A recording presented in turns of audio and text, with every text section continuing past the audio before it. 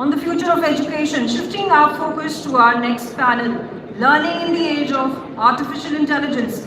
We have with us Professor K.K. Agarwal, who is the President of South Asian University, Professor Omar Bestways, who is the Director, AI and Business Initiative, Columbia Business School. We also have Professor Han-Song Lee, who's from School of International Service, American University. And this panel is going to be moderated by Mr. Bradley Jardine. He's the Managing Director of Oxus Society. So a round of applause. Let's welcome all our guests.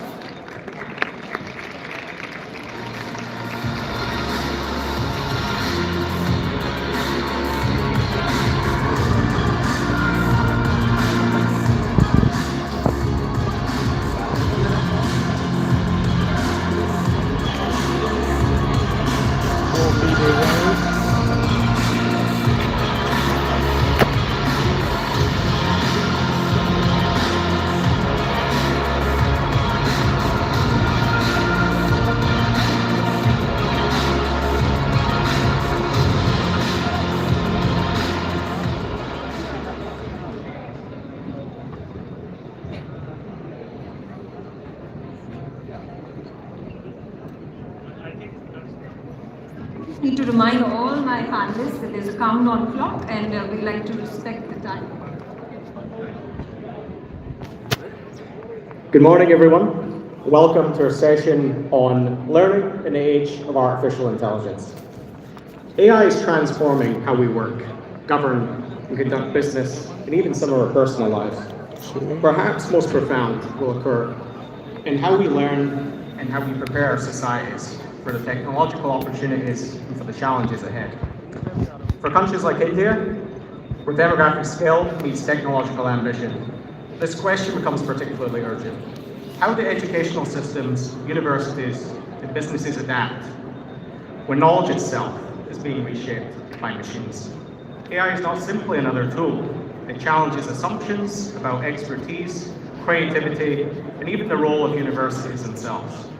We're fortunate to have an exceptional panel representing perspectives from global academic, business, and international policy communities. And I'm looking forward to a wide-ranging discussion how institutions and individuals should adapt for the future. I'll begin the conversation with a very broad question. I'll let our panel members jump in, and then we'll have an engaging discussion. First, I just want to ask, how do you think AI will change the way people learn and develop their expertise for the next decade? And will universities continue to remain the central institution for educational development? I guess I can ask. You can take a first answer. Thank you so much. Thank you so much for having us. It's a great honor to be on the education panel, not least because I also brought 3 students from the US here, so I hope they're listening.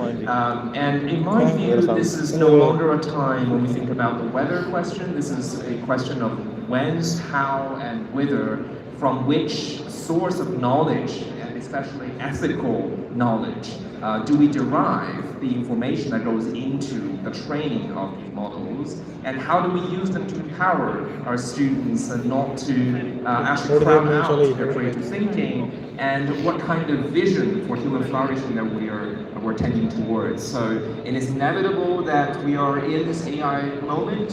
For me, it's very hard to tell students not to use it, so I've given up on that.